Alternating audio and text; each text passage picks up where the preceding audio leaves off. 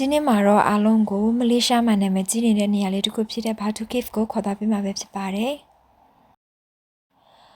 တော်များများကိုကြည့်လိုက်ရင် Batu Cave သွားလေတဲ့အခါမှာဒီ Rainbow Star Cave ကလွယ်ပြီးတော့ကျန်တဲ့နေရာကိုတော့မတွေ့ဘူးပေါ့နော်။အမှန်တကယ်တော့ Batu Cave က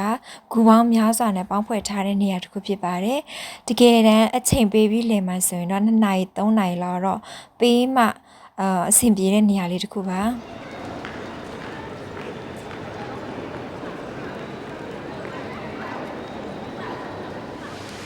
ဒီရှောက်လန်ရဲ့ညဘက်မှာကြည့်လိုက်မယ်ဆိုရင်တော့ဟီဒိုရီဖျားရှိခိုးတဲ့နေရာရှိမယ်ပြီးတော့နေရာ92ထက်ရှိတဲ့ရောင်စုံလေကတိရှိမယ်ပြီးတော့ရုပ်တုရှိပါမယ်ဒီဘက်ဘေးဘက်ချမ်းမှာကျတော့ cave villa ရှိမယ်မွေထားတဲ့ဂူရှိမယ်ပြီးတော့ Ramina cave ရှိပါမယ်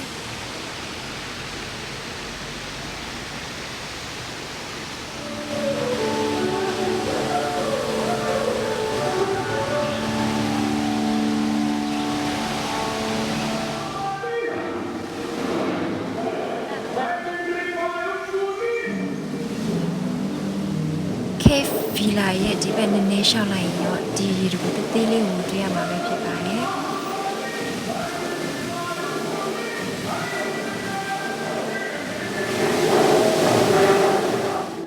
Cave Villa ရဲ့အရှေ့မျက်နှာစာကိုဒီလိုတွေ့ရမှာပဲဖြစ်ပါတယ်။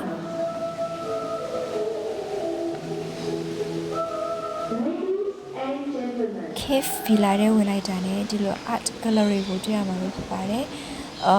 ဟင်ဒီရဲ့ဖျားနဲ့ပတ်သက်တဲ့အကြောင်းအရာတွေဖြစ်မယ်ရေးထားတာတော့လေအများကြီးပဲ story အကုန်လုံးကိုရေးထားတာပဲဖြစ်ပါတယ်အဲ့မှာရေးထားတာ English ရဲ့တာမေးရဲ့ပြီးတော့ Hindi စကားလာမသိဘူးရေးထားတာတွေ့ပါတယ်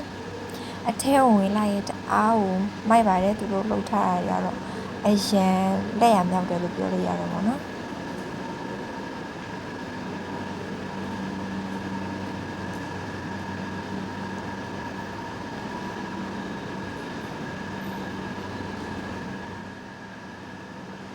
ဒီအရှင်းနာလေးမှာတွေ့ရတဲ့ဟာတော့ Cave of Reptiles လို့ခေါ်တဲ့သွေးအေးတွားတတဝါတွေကိုထားတဲ့နေရာပဲဖြစ်ပါတယ်။မွေတော့ရှိတာတွေ့ရမှာ။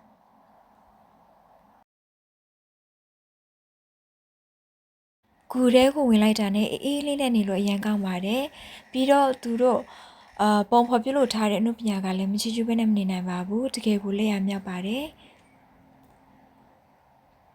တကယ်လို့မလေးရှား KL ကိုရောက်ဖြစ်ခဲ့ရင်တော့ Batu Cave ကိုသွားလေကြည့်ပါလို့မှချင်ပါတယ်။အဲ့မှာမတူညီတဲ့ culture မတူညီတဲ့ tradition ကိုလေ့လာမှာပဲဖြစ်ပါတယ်။အားလုံးကိုကျေးဇူးတင်ပါတယ်။ Bye bye